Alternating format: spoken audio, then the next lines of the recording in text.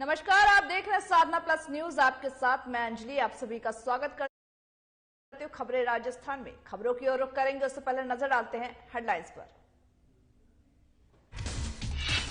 सरकार की पहली प्राथमिकता है गांव गरीब। गांव कल्याणपुरा में एनीकेट का हुआ शिलान्यास। स्वास्थ्य मंत्री और जल संसाधन मंत्री ने किया शिलान्यास।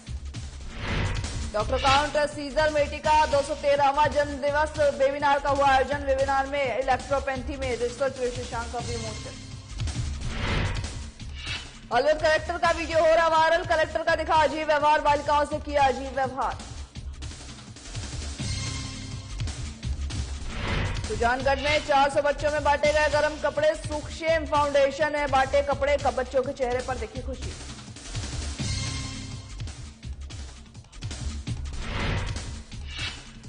करौली में लापरवाह लोग कोरोना को दे रहे न्योता। अस्पताल में बिना मास्क के घूम रहे लोगों के अंदर कोरोना का कोई डर नहीं। प्रदेश के चिकित्सा एवं स्वास्थ्य मंत्री परसादी लाल मीणा और जल संस्थान मंत्री महेंद्रजीत सिंह मालवी ने आज पंचायत समिति के लालासोट के ग्राम पंचायत ककड़िया के ग्राम कल्याणपुरा में 20 करोड़ की लागत से बनने वाले एनीकट का शिलान्यास किया है। आपको बताते चले कि शिलान्यास समारोह को संबोधित करते हुए जल संस्थान मंत्री महेंद्रजीत सिंह मालवी ने कहा कि गांव, गरीब, मजदूर और किसानों के विकास के लिए राज्य सरकार हर संभव प्रयास कर रही है। उन्होंने आगे कहा कि क्षेत्र के विकास के लिए जल की उपलब्धता जरूरी है। क्षेत्र में एनीकट निर्माण से आसपास के ग्रामीणों को, किसानों को, पशुपालकों को और साथ ही साथ उनको आर्थिक सहयोग मिलेगा और कृषि उत्पादन में भी फायदा होगा। उन्होंने आगे कहा कि मोरेल बांध की ऊंचाई बढ़ाने के लिए मुख्यमंत्री से मिलकर के इस बजट में घोषणा करवाने का भी कार्य करेंगे।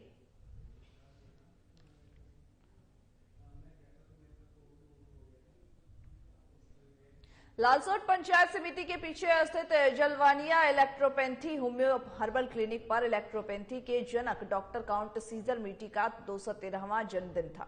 वहीं साथ ही कार्यक्रम की अध्यक्षता डॉक्टर भीमराव अंबेडकर फाउंडेशन के अध्यक्ष सोहेल पाल परमिट ने किया है। वहीं कार्यक्रम में अध्यक्ष सोनपाल मरमिट और साथ ही दौसा जिले से आए थे, जहां पर सभी ने पुष्पांजलि अर्पित कर दीप प्रज्वलित किया है। इलेक्ट्रोपैथी चिकित्सक डॉक्टर जगदीश प्रसाद जलवालिया ने डॉक्टर काउंट सीजर मेटी की जीवनी पर भी प्रकाश डाला और साथ ही साथ पद्धति के प्रचार और प्रसार के साथ विकास के बारे में अपने विचार भी व्यक्त किए हैं। इसके बाद 3 बजे से 4:15 तक एक ऑनलाइन वेबिनार का आयोजन इलेक्ट्रो होम्योपैथी चिकित्सा परिषद जयपुर राजस्थान द्वारा किया गया था।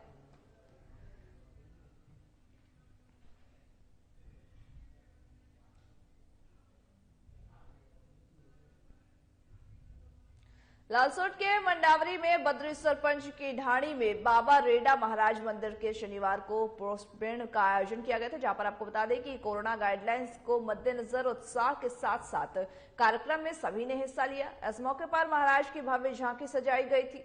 कार्यक्रम में दोपहर के 2 बजे श्रद्धालुओं का आना जाना शुरू हो गया, जो कि देर रात तक चलता रहा। इस दौरान ही रवि मीणा, राजूलाल मीणा और साथ ही राजमोहन, कमलेश भीम, रामविलास लखन और साथ ही साथ कई तमाम लोग भी मौजूद रहे।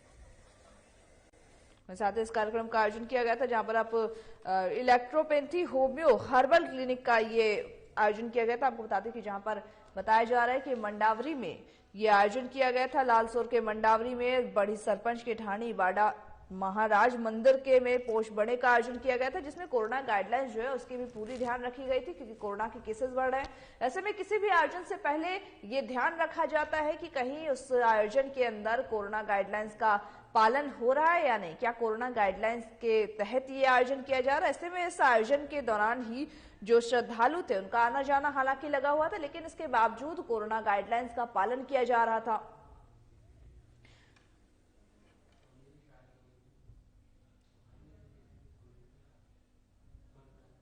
खबर हनुमानगढ़ के रावतसर से है, जहां पर झेदसरा ग्राम पंचायत में मनरेगा योजना में जमकर फर्जीवाड़ा का मामला सामने आया है। जहां पर ग्रामीणों ने बताया है कि मनरेगा योजना में फर्जी मस्टर स्टोल कार भर करके मजदूरों की हाजिरी लगाई जाती है। वहीं साथ ही आधे से भी ज्यादा मजदूर कार्य पर नहीं जाते हैं, उनकी घर बैठे ही हाजिरी लगाई जा रही है।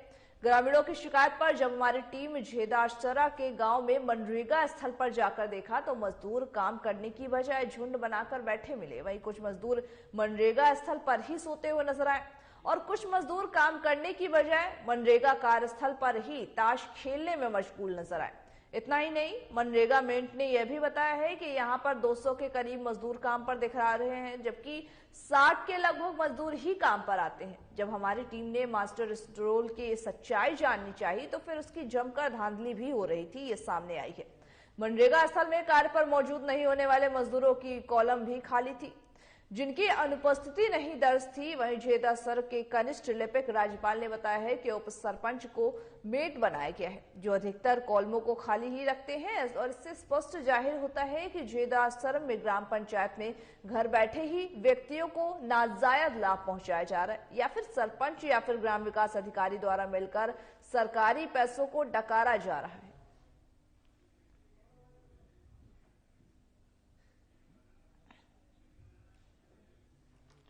यहाँ पर आपने सुना कि हनुमानगढ़ के रावतसर से यह मामला सामने है, जहां पर बिना मजदूरों के आए ही उनकी अटेंडेंस लग जा रही है और साथ ही साथ कॉलम जो है, जो मजदूर नहीं आए हैं वहां पर उनकी कॉलम छोड़ी जा रही है। ऐसे में ये फर्जीवाड़े का मामला सामने आया है और घर बैठे ही जो मजदूर हैं उनको घर बैठे इन लाभों और इन सभी सुविधाओं को दिया जा रहा है। ऐसे में यह बड़ा सवाल है कि किनकी शय पर यह सारा काम हो रहा है, किनकी शय पर इनकी न आने के बावजूद इनकी अटेंडेंस आखिर लग तो लग किसकी शय पर रही है। जहां पर 200 के करीब मजदूर काम करने चाहिए थे, वहां पर केवल 60 मजदूर ही काम करते हुए दिखाई दिए। ऐसे हमारी टीम ने जाकर के वहां पर सच्चाई जानी और सच्चाई जो निकल के आई वो बेहद ही हैरान करने वाली थी।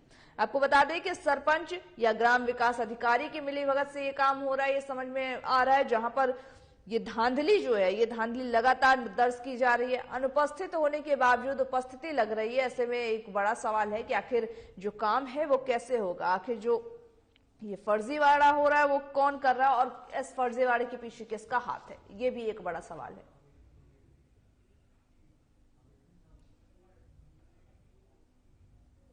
सुजानगढ़ निकटवर्ती ग्राम गोपालपुरा में आज 400 बच्चों को गर्म कंबल दिए, वही साथ ही गर्म कपड़ों का वितरण किया गया है। यह वितरण सुखशेम फाउंडेशन के तत्वाधान में भामा शाह, पृथ्वीराज बाफना, पवन राठी और साथ ही प्रताप चौड़िया के आर्थिक सौजन्य में किया गया है। ग्राम पंचायत गोपालपुरा द्वारा आयोजित कार्यक्रम में पौष बड़ा और संगीत कार्यक्रम का भी आयोजन किया गया था, जिसमें बच्चों को गर्म कपड़े भी बांटे गए हैं।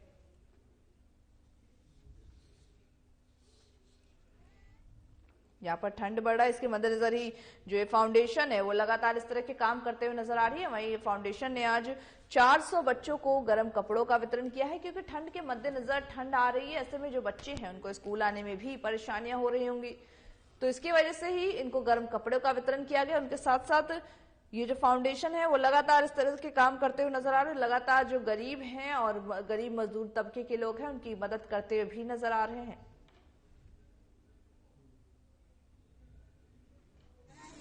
आने वाली जो पीढ़ी है उसके लिए मैं यही कहना चाहूंगा कि आप लोग गांवों से जुड़े।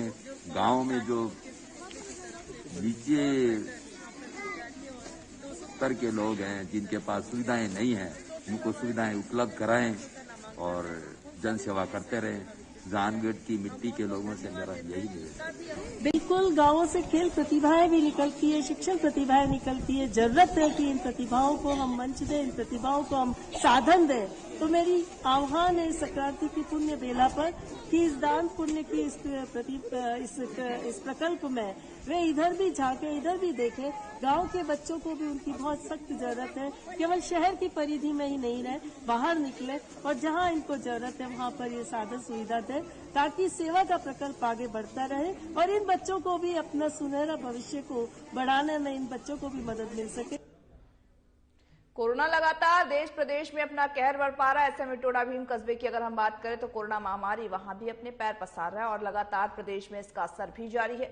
लेकिन इसके बावजूद भी टोडा भीम में कोरोना संक्रमित मरीज मिलने के बाद भी लोगों में कोरोना को लेकर के खौफ नहीं दिख रहा है, डर नहीं दिख रहा है। कोरोना गाइडलाइंस की सामुदायिक स्वास्थ्य केंद्र में जमकर अवहेलना की गई है। ऐसे में बड़ा सवाल है कि कोरोना गाइडलाइंस की जब अवहेलना की जाएगी तो कोरोना के केसेस कैसे नहीं बढ़ेंगे। और ये जो आप तस्वीरें देख रहे हैं ये कहीं और की स्वास्थ्य विभाग की है, स्वास्थ्य कर्मचारी, स्वास्थ्य सामुदायिक केंद्र की जब ऐसी तस्वीरें निकल के सामने आती तो एक चिंता का विषय है कि जहां पर लोग इलाज कराने जाते हैं वहां पर लोग क्या कोरोना को न्योता देने जा रहे हैं, ताकि वहां पर कोरोना गाइडलाइंस का पालन नहीं किया गया, ना ही किसी के चेहरे पर कोई मास्क दिख रहा है। और डॉक्टर साहब भी इन सभी तमाम चीजों को मद्देनजर, इन तमाम चीजों पर अपनी नजर न डालते हुए इन सबको बढ़ावा देते हुए नजर आ रहे हैं, क्योंकि ना तो यहाँ पर कोरोना गाइडलाइंस का पालन है और ना ही जो लोग हैं वो मास्क में नजर आ रहे हैं। और लगातार जब खबरें सामने आती है कि लगातार कोरोना के केसेस बढ़ते जा रहे हैं, ऐसे में जो लोगों की लापरवाहियां हैं वो कहीं भी कम होने का नाम नहीं ले रही, वो लगातार बढ़ती जा रही है। ना तो मास्क लगाए हुए लोग नजर आते हैं। ऐसे में बड़ा सवाल यह है कि कोरोना के जो केसेस बढ़ रहे हैं उस पर कब कंट्रोल आएगा। आखिर क्या ऐसी हरकतें करने के बाद कोरोना के केसेस पर कंट्रोल आएगा, या फिर क्या हम लोग ऐसी हरकतें करके तीसरी लहर को न्योता नहीं दे रहे हैं, ये एक बड़ा सवाल उठ रहा है। अलवर में बालिका के साथ हुई घटना के विरोध में देश भर में आवाज उठने लगी है। वहीं जिले में बढ़ते महिला अपराध और अपनी सुरक्षा की मांग करने पहुंची छात्राओं के प्रति अलवर जिला कलेक्टर नन्नूमल पहाड़िया से बातचीत की गई है। बातचीत के दौरान ही उनका अजीब व्यवहार देखने को मिला है, जिनका वीडियो भी तेजी से वायरल हो रहा है। जहां पर दरअसल आपको बता दें कि अलवर जिला कलेक्टर ने बालिकाओं की बात सुनने की बजाय उन्हें नसीहत देना शुरू कर दिया। तो वहीं बीजेपी ने ऐसे जिला कलेक्टर को हटाने की मांग की है। जिला कलेक्टर ने बात कर रही छात्रों को न मोबाइल नंबर मांगे हैं, फिर उनके पिता के मोबाइल नंबर भी मांगे हैं और साथ ही साथ वहां जो मौजूद एसडीएम सिटी सुनीता पंकज से ये कहा है कि इनके मोबाइल नंबर नोट कर लो और पिता से बात करो, आपकी बच्ची पढ़ाने आई है या फिर राजनीति करने आई है। इस पर बालिकाओं ने अपने मोबाइल नंबर उन्हें बताए और कहा है कि वो अपने परिजनों की अनुमति से ही अपनी बात को कहने पर आए हैं। और इस पर कलेक्टर ने आगे कहा कि राजनीति नहीं, पढ़ाई करो। इस दौरान वहां मौजूद बीजेपी की महिला कार्यकर्ता ने अपने हक की आवाज उठाने, उन्होंने कहा कि अपने हक की आवाज उठाने क्या राजनीति है। इस पर कलेक्टर साहब ने कहा कि इन बच्चों के काम में मत लीजिए। यहाँ पर अलवर में ये बालिका के साथ एक मूक बधिर बालिका के साथ बीते दिनों ही दुष्कर्म का मामला सामने था। हालांकि जो टेस्ट रिपोर्ट है उसके आधार पर उसके साथ रेप नहीं किया गया है, लेकिन ये जो मामला है वो लगातार बढ़ता जा रहा है। ये जो कलेक्टर है उनकी ये बर्बरता को लेकर भी अब सवाल उठ रहे हैं कि आखिर जब जिला कलेक्टर जो बच्चियां अपनी चिंता जताने जिला कलेक्टर के पास गई थी, ऐसे में जिला कलेक्टर का ये दुर्व्यवहार कहां तक सही है। जिनके हाथ में सुरक्षा सौंपी गई है, लेकिन 2 मिनट रुकिया 35 के बाद और दूसरे में बच्चों को मेरी तरफ से राय दूंगा, आप पढ़ाई करिए, ठीक है ना। हम तो पढ़ाई करेंगे।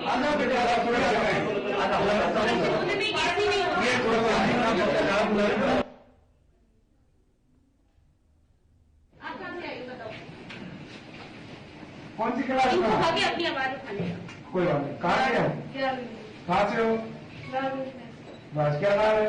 मंजू। आपके नंबर दो, पापा जी के नंबर, आपके मोबाइल नंबर होगा 77 42 50 37 0 नहीं 77 35 है। पापा जी का नाम बताओ। तो आपके पापा जी से सुनीता बात करो तो आपकी बच्ची पढ़ने आई है या राजनीति कर रही है? क्या नाम है आपके पिताजी का? भरोसी जी का नंबर दो, हमारे एडीएम। अरे आप मेरी बात सुनिए, इन बच्चों को काम में मत लीजिए। आप एक पापा जी का नंबर दो। पापा जी से बात कर, इसके से पापा जी से बात है नहीं कर, इससे पापा जी से बात कर। स्कूल में आई है और स्कूल से हमारे बंदे कैसे आएंगे? कौन सी स्कूल में? ग्रामीण स्कूल। और कौन सी बच्ची बोल रही है उनके पापा से बात करता हूँ, या तो आ जाओ भाई। कौन सी बच्चे तो आए, उनकी बात तो नहीं जाएगी, उनकी कौन सी बच्ची है? जैसा कि आपने सुना जिला कलेक्टर के ये सुर थे जब बच्चियों ने अपनी चिंता जाहिर करनी चाहिए उनके सामने, तो उन्होंने पापा जी का नंबर लेकर के उनको कंप्लेन करने की बात सामने आने लगी। और वहीं जब बीजेपी की जो महिला इन्होंने जब अपने हक के सवाल उठाने शुरू किए तो उनको भी चुप करा दिया गया। जिला कलेक्टर का ये रवैया कहां तक की सही है, ये एक बड़ा सवाल है। क्या अब ऐसे में जो लोग हैं अपनी परेशानियां बताने किसके पास जाएं, ये भी एक सवाल है। अगर बच्चियों के बढ़ते रेप केसेस को देख के चिंता हो रहा है और वो जाकर जिला कलेक्टर से अपनी सुरक्षा के बारे में चिंता जाहिर कर रही हैं, तो ऐसे में जिला कलेक्टर का रवैया आता है कि पढ़ाई नहीं बल्कि राजनीति मत करो, पढ़ाई करो। ऐसे में ये बड़ा सवाल है कि जब जिला कलेक्टर इस तरह के रुख अपना रहा है, जब इस तरह की बातें बोल रहे हैं, और वही दूसरी तरफ राजस्थान में कांग्रेस की सरकार है, कांग्रेस की प्रियंका गांधी महासचिव हैं जो कि जगह जगह पर महिला सशक्तिकरण के दावे करती है, महिला के लिए महिला को जागरूक करने की दावा। ऐसे में ये बड़ा सवाल है कि आखिर महिलाएं वहीं पर सुरक्षित नहीं है, तो आखिर जाएं तो जाएं कहां? खबर हनुमानगढ़ से है, जहां इंदिरा गांधी नहर में अब केवल पेयजल चलाया जाएगा, जिसके तहत ही बीबीएमबी को नया इंडेंट भी भिजवा दिया गया है। जल संस्थान विभाग उत्तर संभाग हनुमानगढ़ के मुख्य अभियंता अमरजीत सिंह मेहरड़ा ने बताया है कि 10 से 20 जनवरी तक के 3000 क्यूसेक और इसके बाद पूरे जनवरी में 2500 क्यूसेक पेयजल के इंदिरा गांधी नहर में पानी चला जाएगा। इस समय में अगर उपलब्धता होती है और सिंचाई पानी की जरूरत पड़ती है तो बीबीएमबी से चर्चा की जाएगी। चर्चा कर आगामी रेगुलेशन के बारे में विचार किया जाएगा।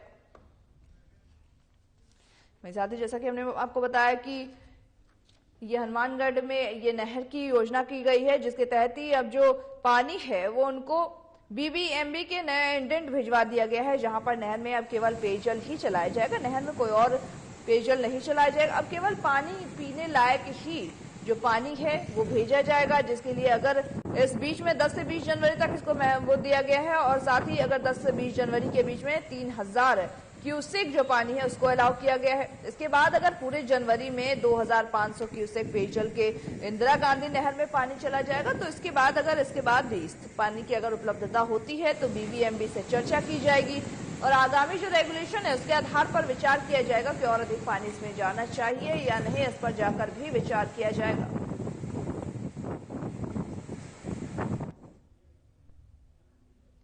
अलवर मामले में नया मोड़ सामने आया है। दरअसल आपको बता दें कि अलवर एसपी तेजस्विनी गौतम ने बताया है कि पुलिस को जो रिपोर्ट मिली है उसके मुताबिक मूक बधिर नाबालिग के दुष्कर्म साथ नहीं हुआ था। जहां पर एसपी तेजस्विनी गौतम ने प्रेस कॉन्फ्रेंस के जरिए ये बताया है।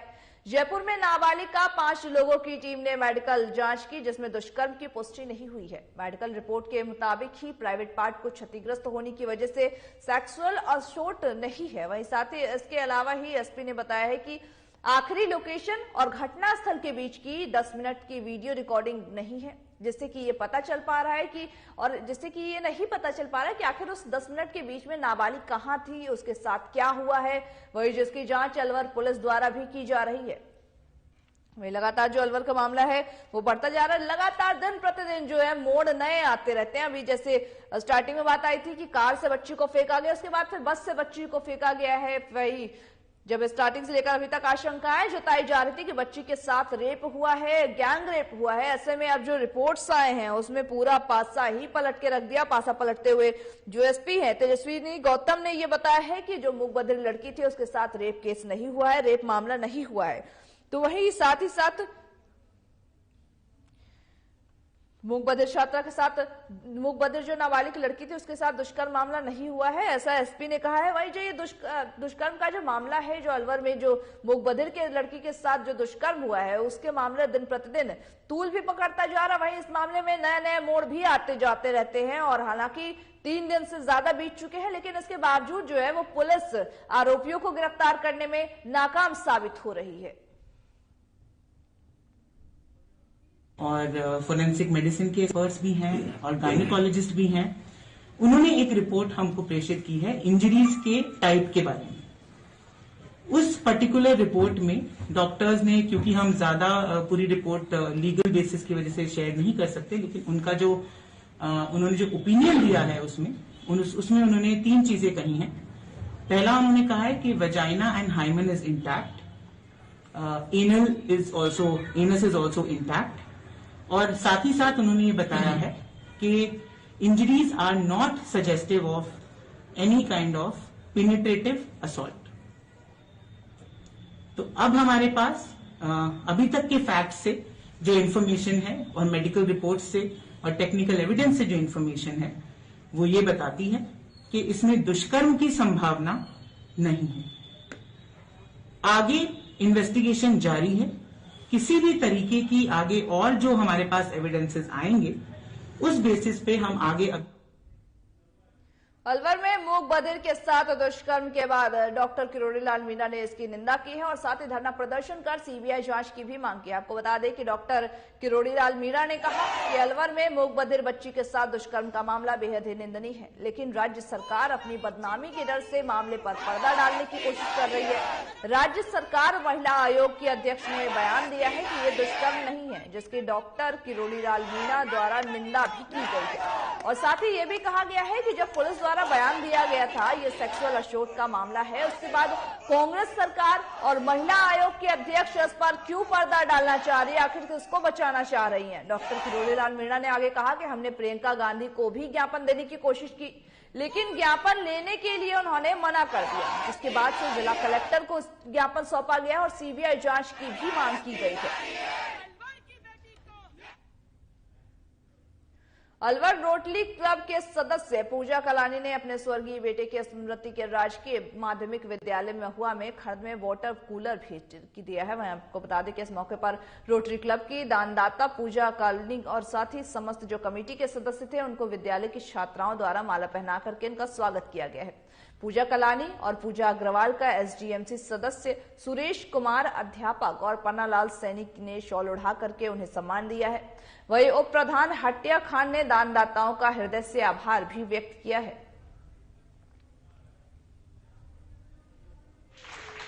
हम लोग सब रोटरी क्लब अलवर शौजा के मेंबर्स हैं। ये एक पूर्णतः लेडीज क्लब है, टोटल लेडीज क्लब है और हम लोग इस टाइप के थोड़े से सामाजिक काम करते हैं। मेनली हमारा टारगेट रहता है कि हम स्कूल के बच्चों के लिए कुछ करें, तो उसी क्रम में आज हमने एक वाटर कूलर स्कूल में लगवा के दिया है। इसको हमारी मेंबर रोटेरियन पूजा कलानी ने डोनेट किया है और हम आगे भी आश्वासन देते हैं प्रिंसिपल सर को और सभी टीचर्स को कि आगे अगर किसी भी तरह की सहायता उनको चाहिए तो हमारा क्लब हमेशा अग्रणी रहेगा इस कार्य के लिए। हमें आप लोग सूचित कर। खबर हनुमानगढ़ के नोहर से है, जहां पर डीएस निर्वाण चैरिटेबल ट्रस्ट के तत्वाधान में निःशुल्क चिकित्सा परामर्श और रक्तदान शिविर का आयोजन जयपुर हॉस्पिटल में किया गया था, जहां पर शिविर में लोगों ने भारी उत्साह के साथ बढ़ चढ़कर हिस्सा लिया। शिविर में विशेषज्ञ चिकित्सक विजय पुनिया और साथ ही साथ डॉक्टर रजनीश के साथ कई डॉक्टर भी इसमें मौजूद रहे, जिन्होंने 542 रोगियों को निःशुल्क जांच दी है।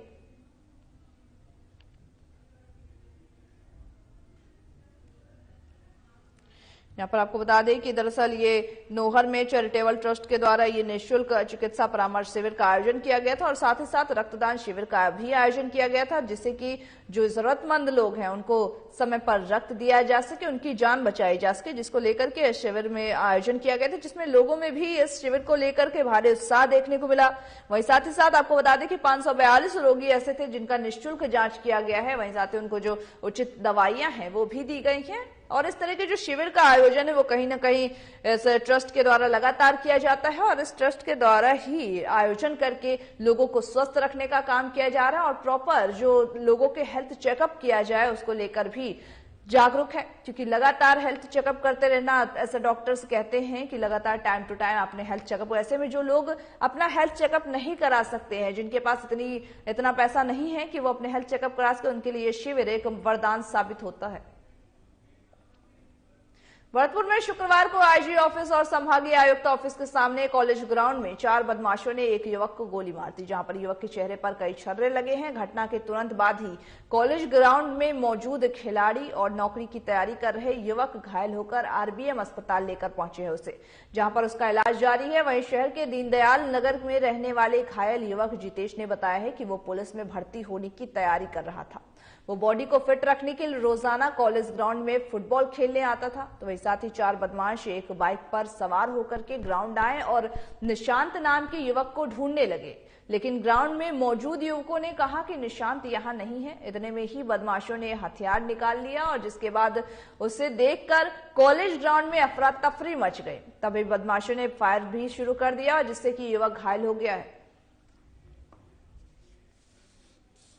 कॉलेज ग्राउंड में बच्चे खेल रहे थे, क्रिकेट खेल रहे थे, तो वहाँ एक मोटरसाइकिल पर 3-4 लड़के आए और एक जीतेश नाम का जीतेश सैनी है, फायरिंग कर दी तो उसके कान पर और चेहरे पर छर्रे लगे हैं। तो उसकी हमने पहचान कर ली गई है। वो लड़का डैनी है, डैनी सन ऑफ टीकम चंद, जाति जाटव, निवासी सूरजपोल।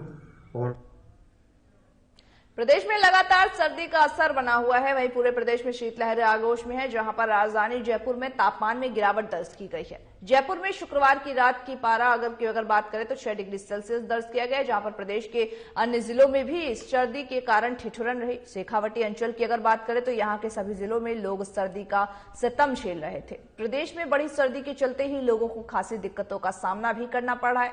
वहीं इधर जोधपुर, उदयपुर में भी कोहरे की चादर से दृश्यता को कम कर रखा गया था।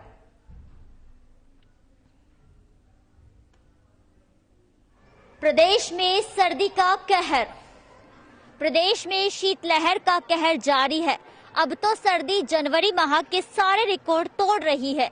माउंट आबू में बीते 11 साल का रिकॉर्ड ध्वस्त करते हुए न्यूनतम तापमान -5 डिग्री आ गया है। इसके अलावा चित्तौड़गढ़ में भी 0.7 डिग्री दर्ज किया गया है। राज्य के 13 जिलों में न्यूनतम तापमान 5 डिग्री और इससे कम दर्ज किया गया है। मौसम विभाग की माने तो आज प्रदेश में शीतलहर का असर जारी रहेगा, तो वहीं रविवार में सर्दी में राहत मिलने का आसार है। मौसम विभाग ने 16 जनवरी से 18 जनवरी तक मौसम साफ रहने की संभावना जताई है। साथ ही येलो अलर्ट जारी कर कोहरे की चेतावनी भी दी है। मौसम विभाग के अनुसार आज का दिन येलो अलर्ट पर रहा। जयपुर में शीतलहर, शीत से अति शीत दिन व घने से अति घना कोहरा जाने के कारण अलर्ट जारी किया गया है। जयपुर से साधना प्लस के लिए पूजा जोशी। खबरें राजस्थान में बस इतना ही। मुझे दीजिए इजाजत और तमाम बाकी खबरों के अपडेट्स के लिए बने रहिए हमारे साथ और देखते रहिए साधना प्लस न्यूज।